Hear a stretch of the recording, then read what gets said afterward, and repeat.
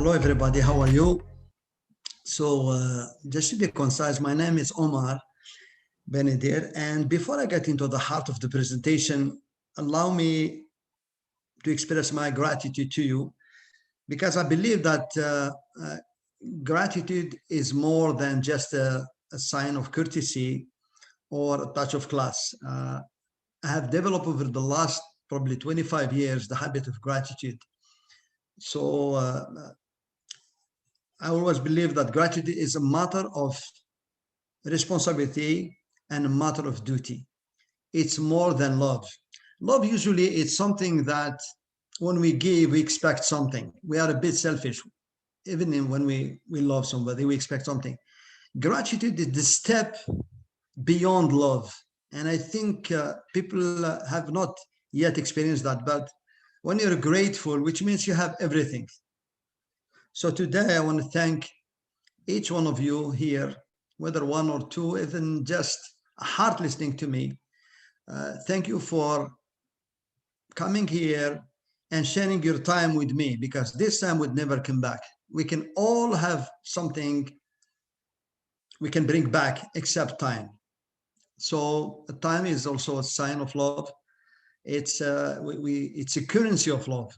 It's we spend time in things we love, with things we listen to people we love, we give our time to people we love. It's a matter of respect. So I hope what I'm about to share with you here will be forever, return as an investment in terms of skills, in terms also of quality lifestyle. Whatever I'm going to share with you here, my prayer is you will add something to whatever you have in mind to achieve, to add at least value.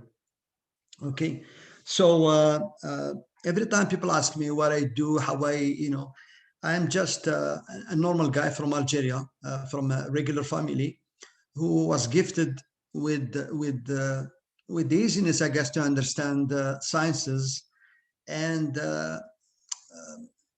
I got into the faculty of what they call their exact sciences, which is advanced mathematics, quantum physics, and as well chemistry, whether it's organic chemistry, whether it's biochemistry, anything that has to do with chemistry. So, and that had allowed me to get scholarship to study in Canada, where they pay all my studies from the first university until I finished my doctorate. So, but if I have to really summarize my life, I would say that it has been a wonderful journey of amazing experiences, and also never-ending personal and also educational development. Whether reading books, whether lecturing, whether reading articles, but most importantly, probably attending many beautiful soul, teaching. And as well, after that, I facilitated countless courses and seminars throughout Canada and also around the world. But most importantly, I have to say that I have been molded by the kind souls I've met in my life. And as Tennyson said in Ulysses, I am part of all that I have met. And I met Marlene. Marlene is in me. I met Donna, today is me. I met Dr. Lisa. I learned something. Every time I meet somebody, it's an osmosis phenomena in terms of skills, in terms of personality, in terms of knowledge, in terms of everything. So I would say without hesitation that I've been blessed and probably highly favored to have received at odd moments, and also from meaningless, probably at that time, sources, amazing suggestion that have molded me to the person I am today. And also that contribute to whatever you call my life has been, I would say, a collective dream. Indeed, I have written 2 books, and I'm going to share with you something on my screen. my screen so that you can see. What is it here? Can I share? You're controlling my screen. I can't share my screen, right? Hello. Hold on, Omar. Hold Yes, on, yes, darling. yes, I will give you control to share your screen. yes. I need to make you Thank you. a host, and then you can share your screen. Okay. Now can you share your screen, dear? You are the host. Okay. So what is it here? No. I can share it. Thank you so much. Just for a couple of minutes, and somehow I can't find my presentation here. Where is it? I can't find my screen here. Let me reclaim host, and it may let you find your screen. And then when you have it, I'll give it back to you. Okay.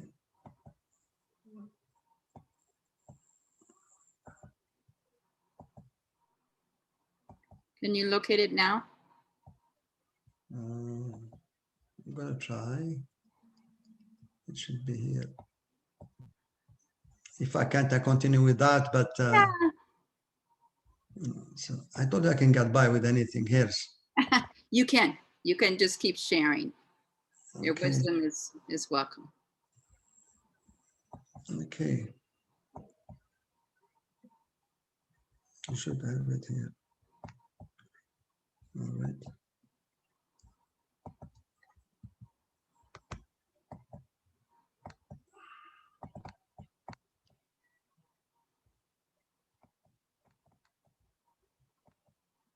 Sorry, guys. See here. Okay. Now, can you see it? Yes, I see your screen now. Congratulations. Okay. I'm doing something wrong. Okay. So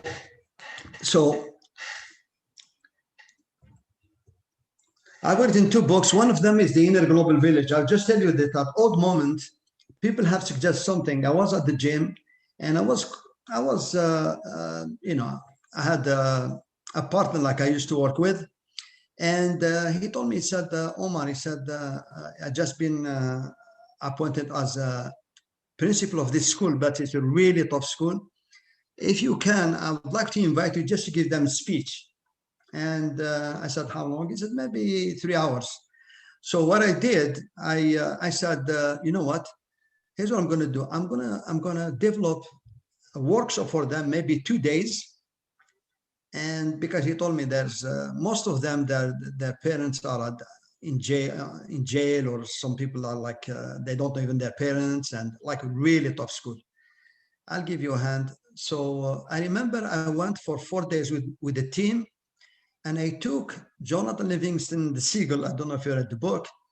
And I tried to make a parallel between Jonathan was a seagull who was aspiring to fly as high as he can.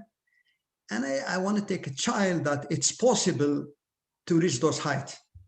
I tried to make a parallel, like a workshop. The fourth day, one of my partner, I remember a girl, she was with me, she said, Omar, we should create our own story. I said, you tell me now. It was Thursday, and my seminar was scheduled for the next Tuesday. I said, I have only 3 days. He said, well, you got to do something. Maybe it's better. What I did, I developed a script, like a movie script. It's called The Inner Global Village. It's about a child who are aspiring through the trauma of his father losing his job to develop the inner skills to make him really succeed in life. Because, it's one thing to succeed, it's one thing to succeed your life, So anyway, so little that I know, schools start calling me to give a lecture on the Inner Global Village, because I have also developed as a result a program called School with Total Success. Because I used to be a teacher, I said, if you really what you're teaching is right, then how come there's a lot of homeless people, a lot of dropout? There is something you're missing. You are not teaching something. So I come with this program based on the book called School with Total Success. And I remember, I had testimonies from those students. Honestly, when I read them, I can't stop crying. Like, it's just overwhelming. And for many years, I have given a scholarship to that school, and many of them become pharmacists and so forth as a result of that. Again, it's somebody like that I met in a gym, So, and he just suggested I should write a book based on that story.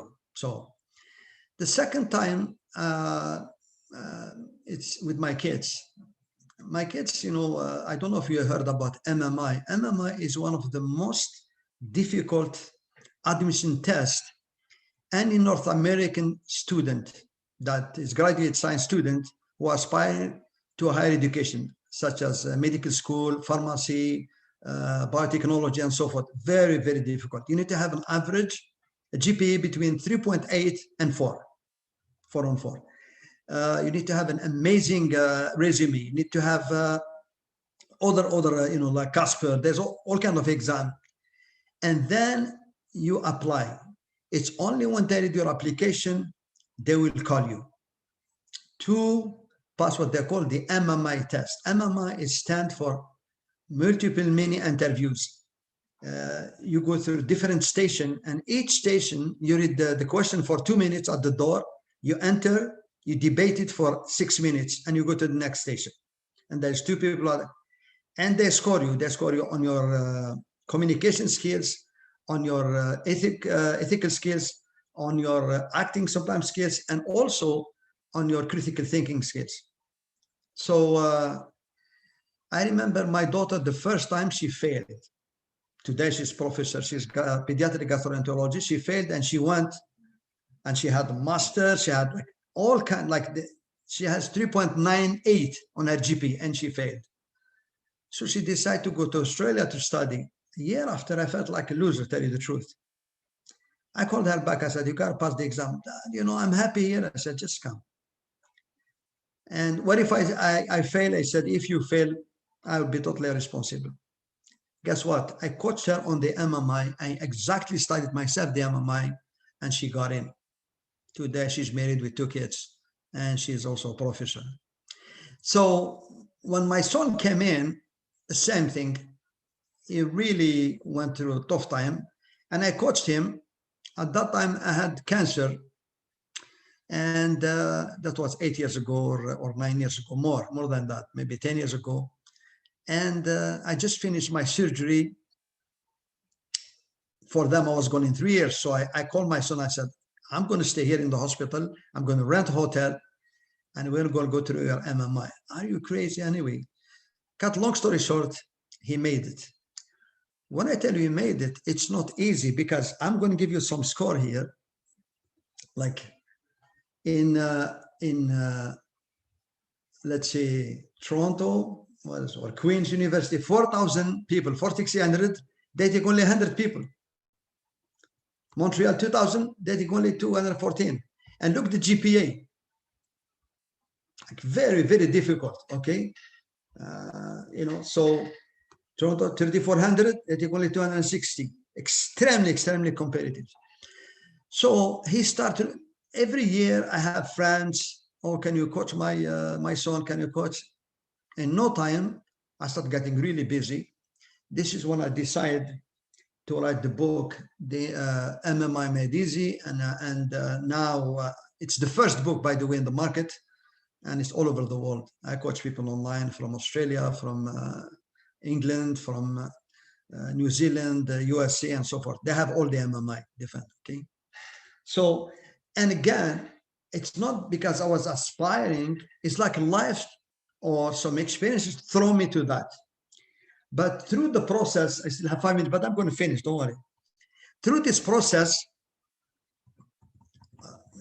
this is just tell you what through this process, I realized that all those students, although they have amazing GPA, many of them has been rejected. And when I really started reflecting, I realized there's only one component that makes the difference. Like, they have amazing GPA, they have been there. That what makes people fail after going through all this trauma. So I realized that they have access to everything. Everything become excellent. You know, the minimum GPA to get into the medical school or pharmacology, and now they're going to apply this in every single sphere, even in the industry. There is a new MMI called MMI. It's called the HR Profit. Organization are using that to recruit people or to hire top executives. The same thing, based on the same principle. You know, performance almost reaching perfection everywhere. Okay, then we only one space to innovate, and this is what I told them. This is when you need to really differentiate yourself from the average. Dr. Lisa talked about they're all technology driven. I said you gotta maybe change something, and he said, "Where's the difference?" This is where our edge is going to be in ours. But so I choose one single topic, which is how people can open up to you and tell you, yes, you're the person. Now, I'll give you an example. Would you marry somebody you don't trust? No. Would you date somebody you don't trust? No. Would you hang out with somebody you don't trust? No. Would you do business with somebody you don't trust? No. Would you invite somebody? It's all start with that. But trust is not at the eye level. It's not just, it's at heart level. How we can create that link, which I called the Wi-Fi of the heart.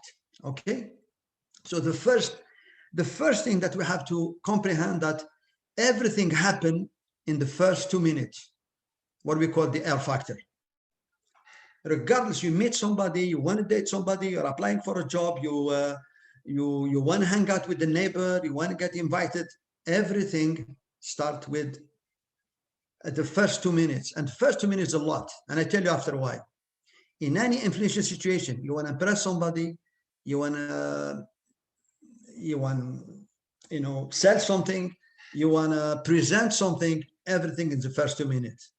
So, and it's only when the R factor, this is what, before you get the password, it's like the password to the heart. These are the one that going to be, okay, now we have the internet now. Next one is the password.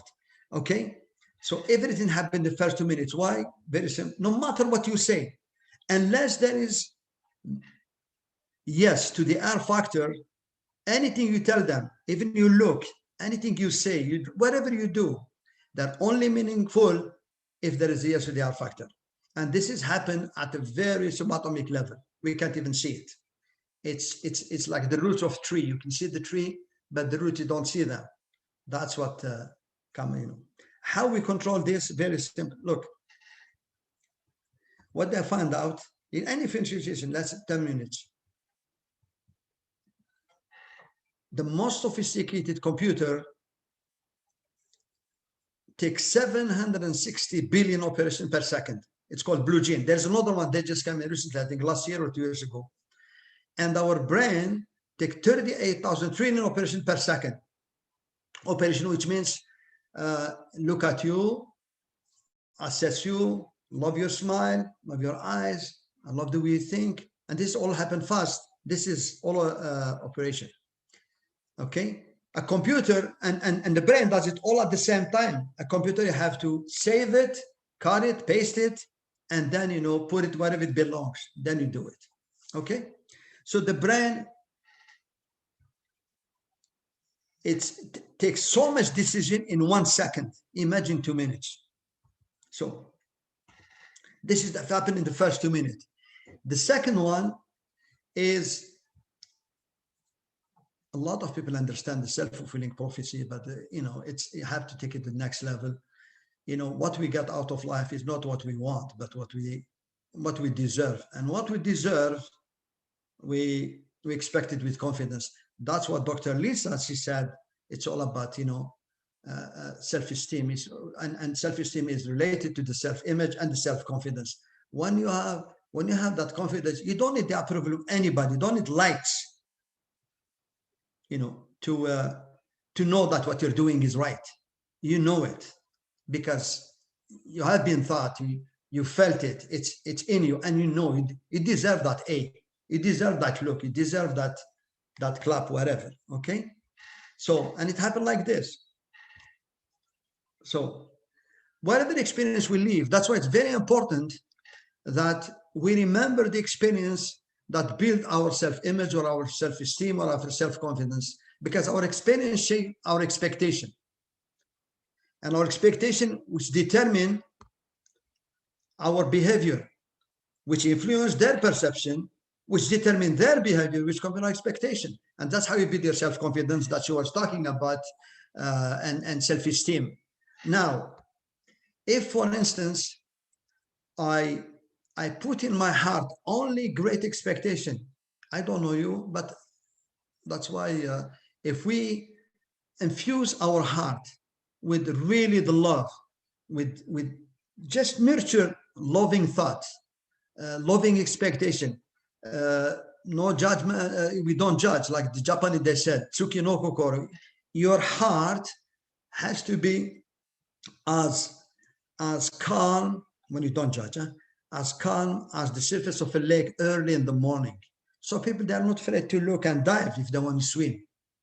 When people, they see you, when they meet you, then you are not judging. In fact, the Indian, they say namaste, which is I respect the God in you.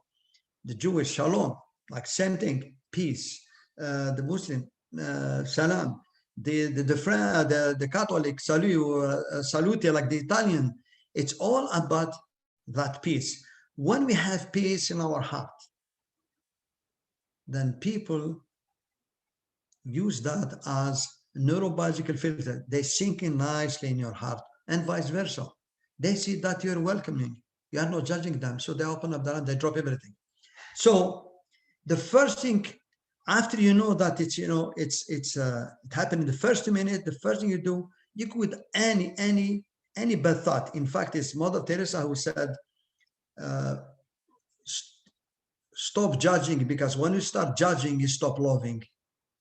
Okay, so you go to anywhere, you meet somebody, you want to hang out, no judgment. They're nice people. They're you and me. They're one soul.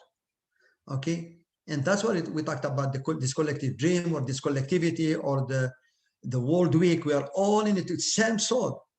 There should be no fear, but we have to start from us. We cultivate that. I can meet anybody anytime. Just I know they won't harm me, because my experience, you know, when I started to Lisa today, she made me cry. But why? I don't know. Because I felt her heart. It's just, there's no judgment, you know, there's nothing. Okay. So this is the second thing, the second principle. Okay. The key to unlock the heart is not attitude or set of experience that you have to develop. It's set of expectation. I go anywhere, my set of expectation, they're nice people, they're loving people, they're from a source of love. They're all from the same soul. So I gotta love them. It's just natural for me to love. Okay.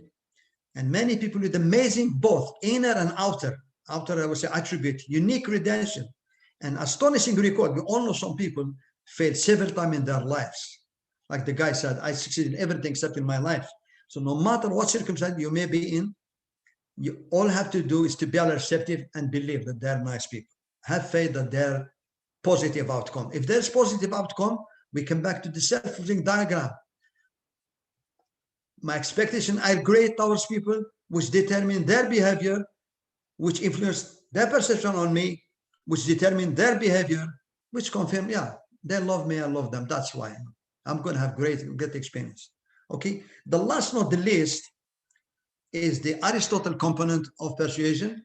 And most of the people, they use it in TED Talk.